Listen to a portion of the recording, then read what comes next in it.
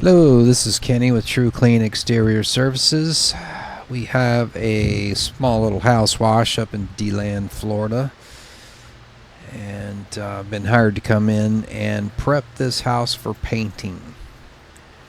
So we're going to get all the dirt and grime off of this thing. You want to walk around first and take a look at everything, damaged screens, damage to the building, make sure you don't get blamed for anything.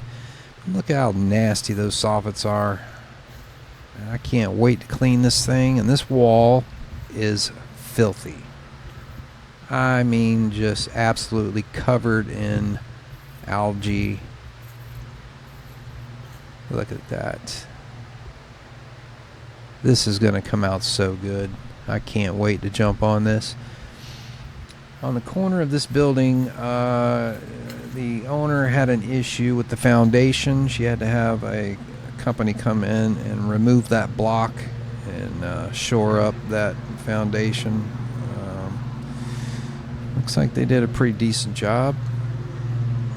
Look at that. Just filthy all the way around this home. And this is vinyl siding. It's got quite a bit of oxidation, so we're going to have to be careful.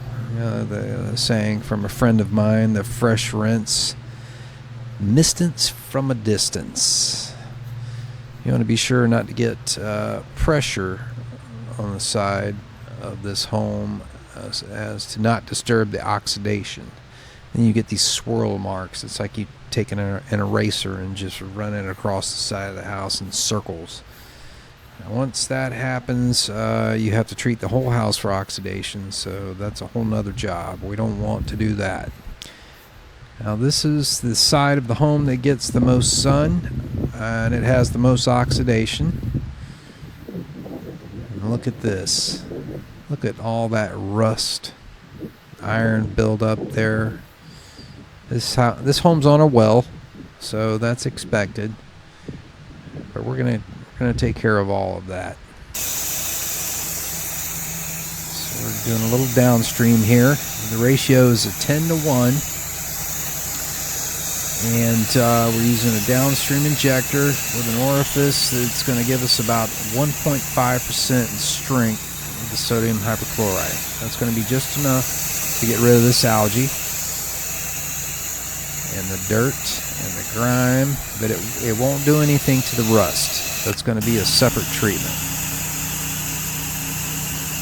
And when you're rinsing, first thing you want to do is get water on all the delicate plants, make sure nothing dies, everything. We call that property protection. And got quite an old oil stain here to deal with. Old oil stains do not come up 100%. I don't care what anyone says. Once it gets that deep into the concrete, it's done. The only way you can get the oil stains out completely is if you catch them early.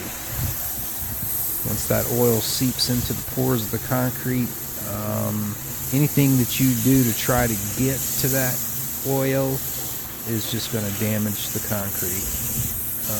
So you'll end up removing the substrate and you'll expose the aggregate, and it'll just be even worse. So we're hitting this porch with some hot sauce. We're going to get all this dirt and grime up. I'm going to take the turbo nozzle. I'm going to blast these weeds and get those paint drips off the concrete. Make this look as good as possible. Rinse all this old oil down. Get it out of here. Look at that.